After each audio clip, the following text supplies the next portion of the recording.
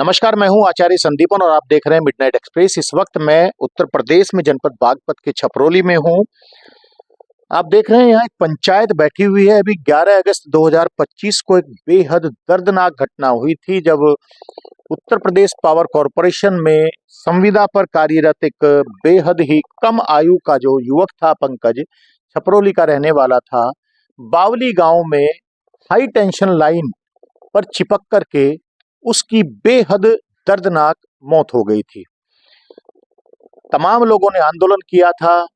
उस आंदोलन के बाद पुलिस ने कुछ आश्वासन दिए थे, विभाग ने कुछ आश्वासन दिए थे उनके परिवार को। जो मृतक युवक है उसके परिजनों के साथ साथ गांव वालों को भी कुछ आश्वासन दिए गए थे, लेकिन वो जो आश्वासन दिए गए थे, प्रशासन उन आश्वासनों पर पूरा नहीं उतरा है। आज इसी को लेकर के पंचायत बैठी है। आइए बात करते हैं, जानने का प्रयास करेंगे कि परिजनों की क्या शिकायतें हैं। जो मृतक युवक पंकज है उसके परिवारजनों की क्या शिकायतें शासन प्रशासन से हैं।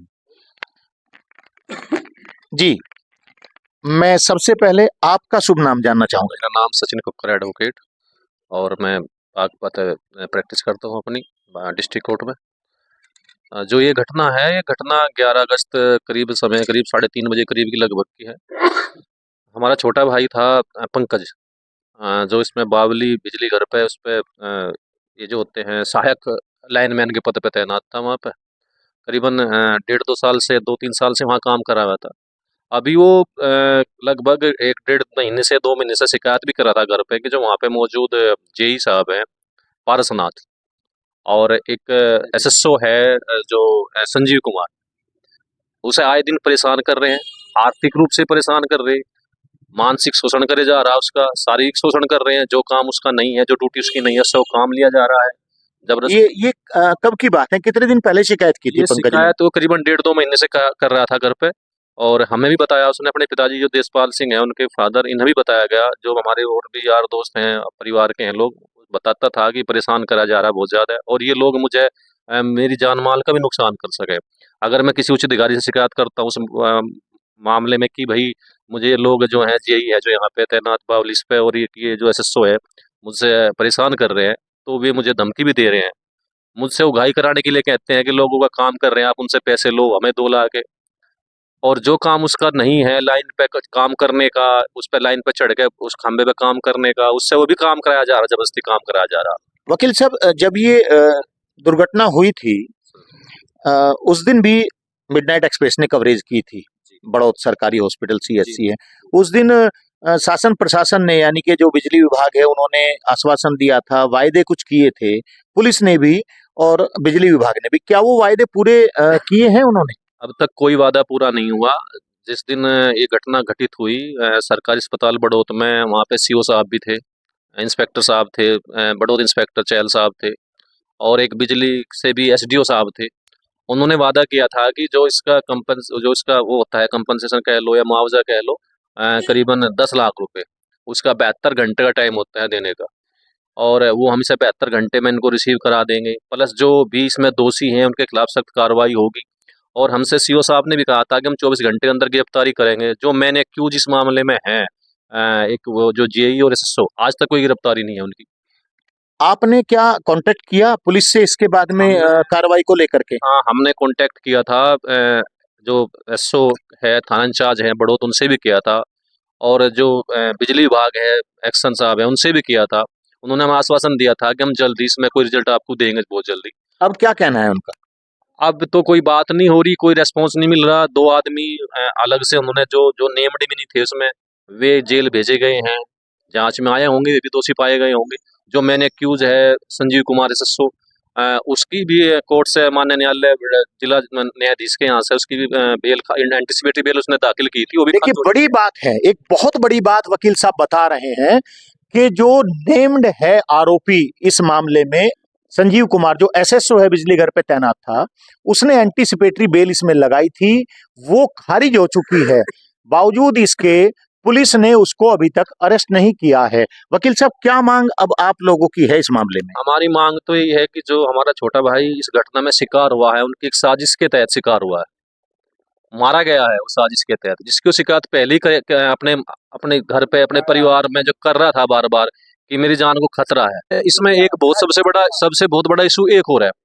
जो तहरीर दी गई थी उसमें उनके पिता द्वारा, देशपाल सिंह द्वारा जो तहरीर दी गई थी उसमें आरोप लगाया गया था कि हमारे लड़के की साजिश के तहत डेथ करी गई है, मारा गया। पुलिस ने आज तक भी कोई उचित धाराओं में कोई मुकदमा दर्ज न करके, जबकि मुकदमा जो आईपीसी की धारा है, बीएनएस की धारा तो 103 है, लेकिन जो उसकी धारा है उसकी आईपीएस की, सॉरी आईपीसी की, वो 302 में मुकदमा दर्ज करके 304 में किया गया है। सबसे मेन तो पुलिस ने जो का रोल है, गलत रोल है, यही आया कि 304 में मुकदमा पंजीकृत किया गया है। अब वकील साहब क्या मांगे अब हैं आपकी? हमारी मांगे यही हैं कि मृतक जो है उसके परिवार को एक तो वित्तीय सहायता मिले, करीबन 1 करोड़, कितनी वित्तीय सहायता? लगभग 1 करोड़ रुपए की। इसके ये छोटे से किसान हैं, 2-4 बीघे के, आय का कोई साधन नहीं है। इनके घर का मुख्य जो स्रोत था आय का वो लड़का ही था। उम्र भी बहुत थोड़ी थी, 24-25 साल ही थी, ज्यादा नहीं थी। और एक ही है कि जो उसके माता पिता है, वृद्ध माता पिता है, उन्हें एक पेंशन दी जाए, और प्लस घर में एक किसी भी परिवार के मेंबर को एक उसकी एक सरकारी नौकरी की मांग हम मानने योग्य चीजें करते हैं कि इस परिवार को कुछ न कुछ थोड़ा राहत दी जाए आर्थिक रूप से। गिरफ्तारी को लेकर के क्या मांगे हैं? गिरफ्तारी को लेके ये है कि गिरफ्तारी की हम बार बार मांग कर रहे हैं। कल भी हम कप्तान साहब से मिलेंगे जाके एक बार इस बारे में, और बात करेंगे कि जो मेन मुलजिम है, मेन अभियुक्त हैं, कि उनकी गिरफ्तारी जल्द से जल्द हो और इस परिवार को न्याय मिले। देशपाल जी, अभी आपने भी कहा बीच में जब वकील साहब से मेरी बात हो रही थी कि उसकी हत्या की गई है पंकज की। क्या उसने कभी आपसे भी शिकायत की इस तरह की कि उसे विभाग वाले परेशान कर रहे हैं? हाँ जी, कहता रहा बच्चा मुझे परेशान कर दिए बाजी, और मेरे बच्चे को साजिश के साथ मारा गया वो बाजी। आप संतुष्ट नहीं है जो कार्रवाई हुई है? नहीं, उसमें कोई संतुष्ट नहीं हमको, जिनको उन्हें कोई पकड़ नहीं रहा जी वहाँ जी। क्या कारण मानते हैं इसके पीछे? क्या लगता है क्यों नहीं पकड़ रहे? ये तो यही जानकारी बताऊंगे जी। वही जाने। देखिए, एक बाप का दर्द, एक पिता का दर्द आप देख सकते हैं, आंखों में आंसू हैं, रो रहे हैं। इनका कहना है कि इनका जो बेटा था पंकज, जो संविदा पर कार्यरत था, बिजली विभाग में बावली में तैनात था, कि उसको एक साजिश के तहत मारा गया है, उसकी हत्या की गई है। जिस वक्त आंदोलन चल रहा था, जिस वक्त धरना चल रहा था सरकारी अस्पताल बड़ौत में, उस वक्त शासन प्रशासन की मंशा केवल ये थी कि किसी तरीके से धरना खत्म करा दिया जाए। जो आज के हालात हैं उसे देखकर तो यही लगता है, क्योंकि आरोप है परिजनों का पंकज के कि ना तो पुलिस ने नेम्ड जो आरोपी हैं उनकी गिरफ्तारी की है, और ना ही कोई आर्थिक सहायता अभी तक जो मृतक है पंकज, उसके परिवार वालों को अभी तक जो उसका विभाग था उसके द्वारा या शासन के द्वारा कोई भी वित्तीय सहायता अब तक उपलब्ध नहीं कराई गई है। जी, आपका शुभ नाम क्या है? देवेंद्र है जी। देवेंद्र जी, आपकी क्या मांग है? आप पंचायत का हिस्सा हैं, इसका क्या मांग है इस मामले को लेकर? दोनों जी भी सहायता मिले जी इसे। सहायता मिले? हाँ जी। क्या लगता है आपको क्यों ढीला पड़ रहा है शासन प्रशासन? तो ये तो पुलिस की उनकी मिली भगत हो रही है, कुछ कर नहीं रहे। देखिए, पुलिस की और बिजली विभाग की मिली भगत का आरोप भी यहाँ पंचायत में जो किसान बैठे हैं वो लगा रहे हैं।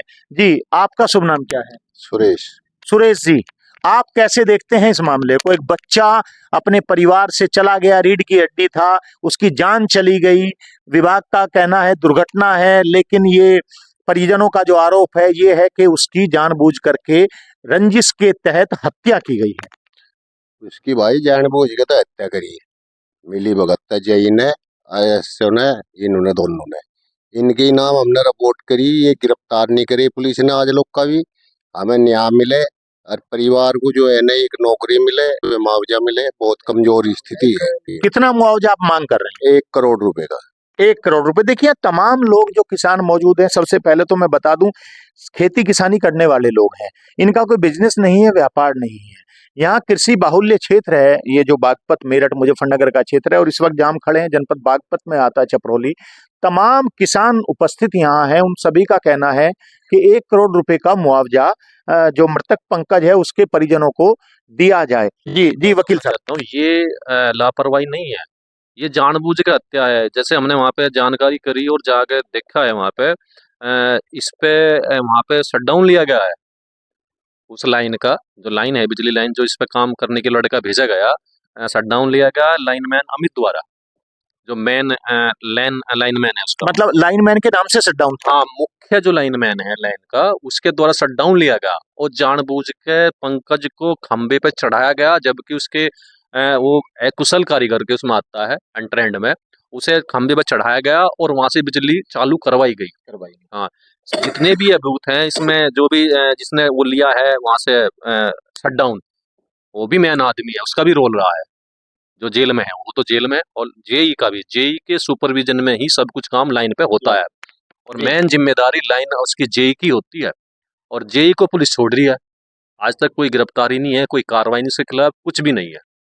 अगर ये कार्रवाई नहीं होती है तब आपका क्या कदम आप उठाएंगे? अभी इसमें कल कप्तान साहब से मिला जाएगा, उसके बाद में पूर्व में भी एक छोटी हमारे यहाँ अभी इसमें अभी 23-24 तारीख में एक पंचायत हुई थी, और कल उसमें यही तय हुआ था कि कप्तान साहब से मिला जाए एक बार, अगर इसमें कोई कार्रवाई नहीं हो पाती तो उसे एक बड़ा रूप लिया जाएगा। कार्रवाई नहीं होती है तो पंचायत होगी और पंचायत में निर्णय लिया जाएगा कि किस तरीके से कार्रवाई को आगे बढ़ाया जाए, किस तरीके से दबाव बनाया जाए कि शासन प्रशासन इसमें जो न्याय संगत कार्रवाई है वो करे। जी, आपका नाम क्या है? मैनपाल। मैनपाल जी, आप इस मामले को कैसे देखते हैं? आप भी इस पंचायत का एक हिस्सा हो आज। परिवार वालों का आरोप है पंकज के कि उसकी हत्या की गई है और पुलिस प्रशासन कोई कार्रवाई नहीं कर रहा है। भाई उनमें पैसे बट गए पुलिस वालों पे, और वे क्यों कार्रवाई करेंगे? आपकी क्या मांग है? हमारी तो मांग यह है हमें सहायता मिले, कितनी सहायता चाहते हैं? 1 करोड़ रुपए की कम से कम, एक नौकरी मिले, और हमारे ये बुढ़े हैं इन्हें पेंशन मिले।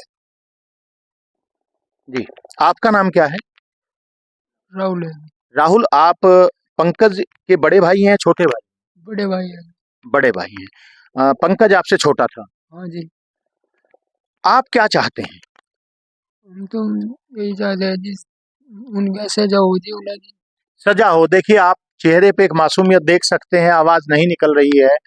जो मृतक पंकज है उसके बड़े भाई हैं राहुल, इनका भी कहना है कि जो इसमें आरोपी हैं, जो दोषी हैं, उनको सजा मिले। अब देखने वाली बात ये होगी कि पुलिस प्रशासन और विद्युत विभाग इस मामले में किस तरह की कार्रवाई को अमल में लाता है। जो दोषी हैं उन्हें सजा मिल पाती है अथवा तमाम मामलों की तरह वो भी बच करके निकल जाते हैं। क्या सरकार अपने स्तर से इस मामले का संज्ञान लेती है? क्या विद्युत विभाग कोई आर्थिक जो यहाँ मांग की जा रही है 1 करोड़ रुपए की, और जो मृतक पंकज के माता पिता हैं उनके लिए, और एक परिवार को सरकारी नौकरी के साथ साथ जो दोषी हैं उनकी गिरफ्तारी की मांग की जा रही है। देखने वाली बात ये होगी कि शासन प्रशासन इस मांग को लेकर के आगे क्या कार्रवाई करता है।